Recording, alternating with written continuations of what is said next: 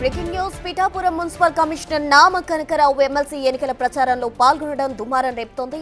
Janasena party Pithapuram నియోజకవర్గ incharge Marreddy Srinivas Janasena నాయకులతో కలిసి పిఠాపురం మున్సిపల్ కమిషనర్ నామ కనకరావు ప్రచారంలో పాల్గొనడం సర్వత్రా చర్చనీయాంశమైంది. అధికార పార్టీ నేతలతో కలిసి ప్రచారం చేయడంపై విపక్షాలు మండిపడుతున్నాయి. స్థానిక మున్సిపల్ పాఠశాలలో ప్రచారం నిర్వహించేందుకు వెళ్లిన టైంలో వారితో పాటు మున్సిపల్ కమిషనర్ పాల్గొని జనసేన నాయకులు కరపత్రాలను ప్రదర్శిస్తూ ప్రచారంలో పాల్గొన్నారు. అసలు మున్సిపల్ కమిషనర్ ప్రచారంలో పాల్గొనడం ఏంటని సోషల్ మీడియా బహిరంగంగానే ప్రశ్నిస్తున్నారు. ఇది ఎన్నికల కోడ్ ఉల్లంఘించడం కాదా అని ఫైర్ అవుతున్నారు.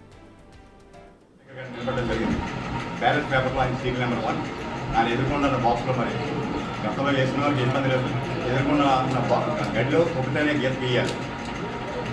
ఇది తప్పించి వేరే మీరు టిక్ కొట్టినా ఎస్ రాసినా సెకండ్ ప్రిఫరెన్స్గా వేరే ఒకటి చేసినా కూడా ఇన్వాలిడ్ అయిపోతుంది. అంటే మా రిక్వెస్ట్ అంటే ఈ ఒకటి ఉన్న కళ ఎదురుగానే ఒకటి నెంబర్ ఏంటి అని అడుగుతున్నాం. రేపు 27వ తారీఖు జరగబోతున్నా ఉభయ గోదావరి జిల్లా ఎమ్మెల్సీ పట్టభద్రుల ఎన్నిక నిర్వహించుకుంటున్నాం. ఎన్డీఏ తరఫున ఉమ్మడి ఎమ్మెల్సీగా తెలుగుదేశం పార్టీ నుంచి కేరళపత్ర రాజశేఖర్ గారిని నిలబడడం జరిగింది. బ్యాలెట్ పేపర్లో ఆయన సీరియల్ నెంబర్ 1 ఆయన ఎదుర్కొన్న బాక్స్లో మరి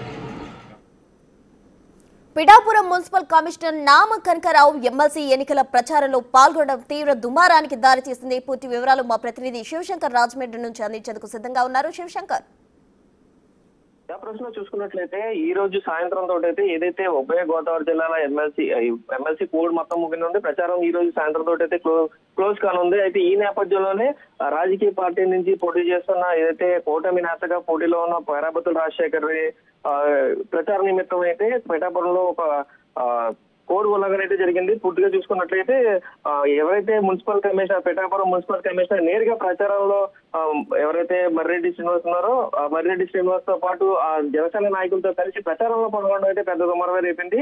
అయితే ఇది ఖచ్చితంగా కోడ్ ఉల్లంఘన అంటూ కూడా ప్రతిపక్షాలన్నీ కూడా పెద్ద ఎత్తున ఆరోపణ చేస్తున్న పరిస్థితి కనిపిస్తుంది.